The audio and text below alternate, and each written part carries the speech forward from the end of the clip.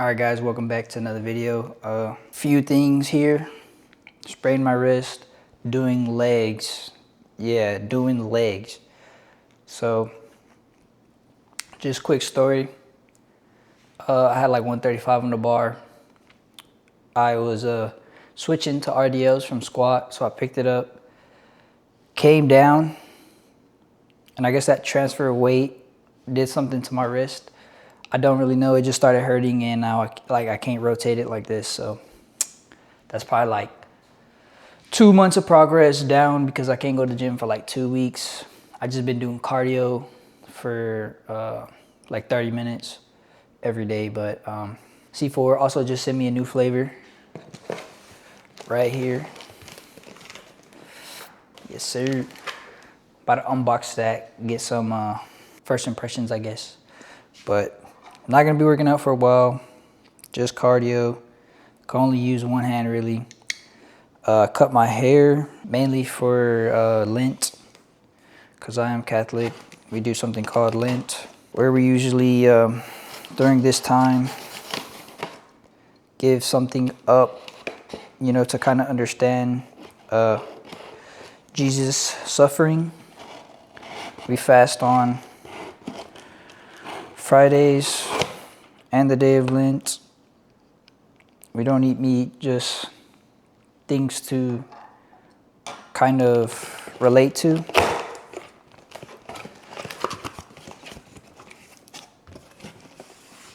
And understand his suffering, right? As a way to get closer to God. So I chose to cut my hair because ask yourself, would you cut your hair? Probably not. But I use it as a symbol of my resolve. When you become very ambitious, you tend to forget where you're at, and kind of makes you, in a sense, ungrateful, right? Because you're so worried about doing more, achieving better, you kind of forget where you are and you don't appreciate how far you've come. So that's my problem. And I'm kind of trying to reflect on that. So every time I see myself in the morning when I brush my teeth or I pass by a mirror, I see my hair like this, which, you know, I'm not really a big fan of. And it reminds me, you know, why I did it.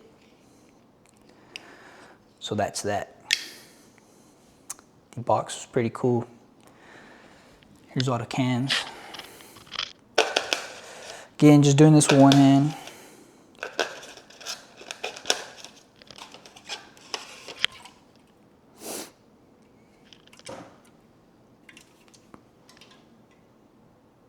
I don't know what I'm gonna do too much with this video. Again, can't really do nothing.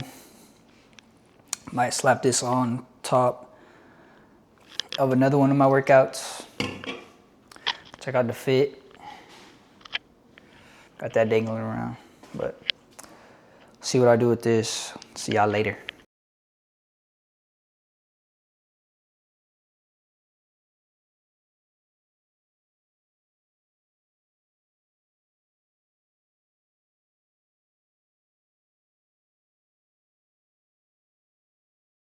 At some point, you realize the truth nobody warns you about.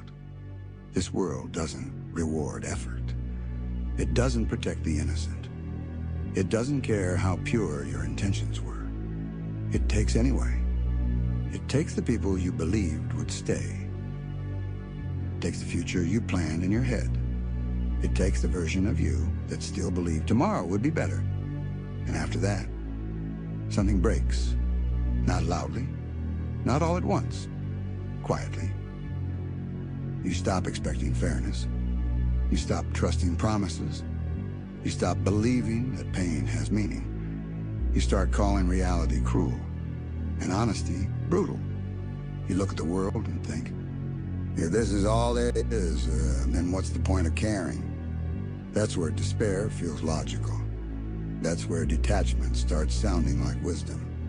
Where numbness feels safer than hope. Where believing in nothing hurts less than believing in something and losing it. You tell yourself Peace is a fantasy. Dreams are lies we tell ourselves to survive. This world only understands loss. And for a moment, that way of thinking feels clear. Because if nothing matters, then nothing can hurt you anymore. But clarity born from pain is dangerous. Because it doesn't just remove suffering, it removes meaning. And once meaning is gone, you stop asking how to live and start asking why anyone should. That's the point where pain stops being an experience and becomes an ideology.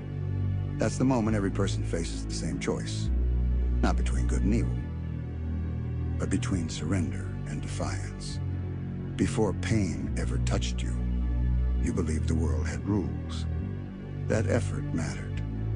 That kindness returned kindness. That if you stayed good long enough, life would stay fair. That belief didn't survive reality, because pain doesn't come as a lesson. It comes as a theft. It takes people.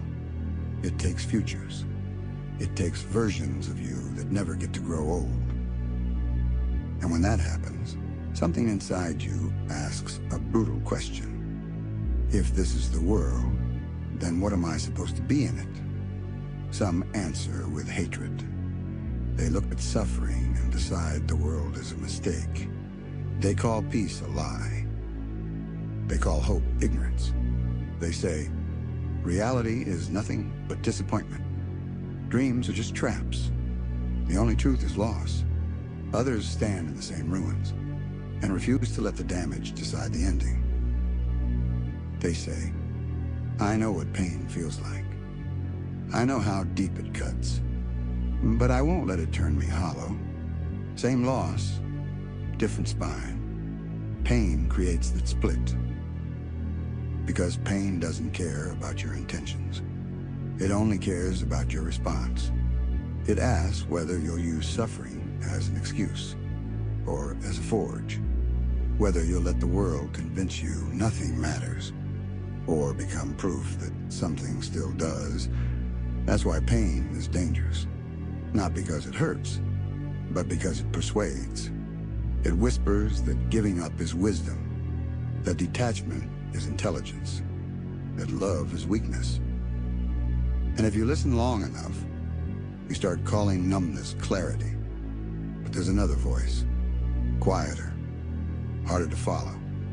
It says, if you know pain, then you know what must be protected. If you've lost everything, then you understand what has value. If you've been alone, then you know why connection matters. That voice doesn't promise comfort. It promises meaning.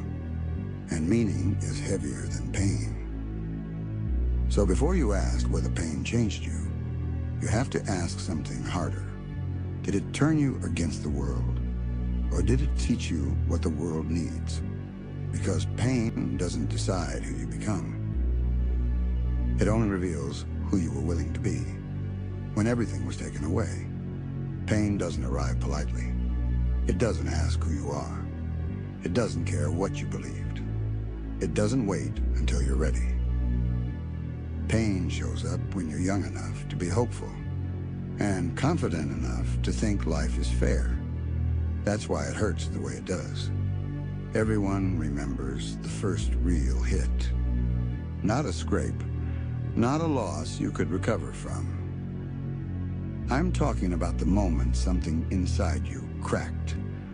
The moment you realized effort doesn't guarantee reward. That promises don't protect you. That the world can watch you suffer and keep moving. That moment changes people. Or at least, that's what most people believe. But here's the truth most never confront. Pain doesn't change you. It reveals you. It strips away the version you showed the world and exposes the one you were hiding from yourself. Some people look at that reflection and turn away. Others stare it down. And that's where paths split. Same wound, different direction. You've seen it. Two people go through the same hell. One hardens into bitterness. The other sharpens into resolve. One decides the world is rotten. The other decides to become unbreakable. Pain gives you that choice. Not once, every day after. Because pain doesn't leave when the event ends. It lingers. It whispers. It reminds. It waits for moments of weakness. And eventually it asks you a question you can't dodge forever. What are you going to become because of this? Some answer with hatred. They decide the world took something from them, so they'll take something back. They build armor out of anger. They turn disappointment into doctrine. They convince themselves that empathy is weakness and detachment is intelligence. They say things like, the world is broken. People are fake. Nothing matters. And for a while, that mindset feels powerful. Cold feels strong when you're tired of being hurt. But cold also isolates. It convinces you that connection is a liability, that hope is naive, that caring is a mistake you won't repeat. That's one path. The other path is harder, because it requires you to stay open. In a world that already proved it can't hurt you, it asks you to carry pain without letting it rot your core. It demands something rare, endurance without surrendering your humanity. This path doesn't deny reality. It doesn't pretend things will magically improve. It just refuses to let suffering decide the final shape of the soul. People on this path say different things.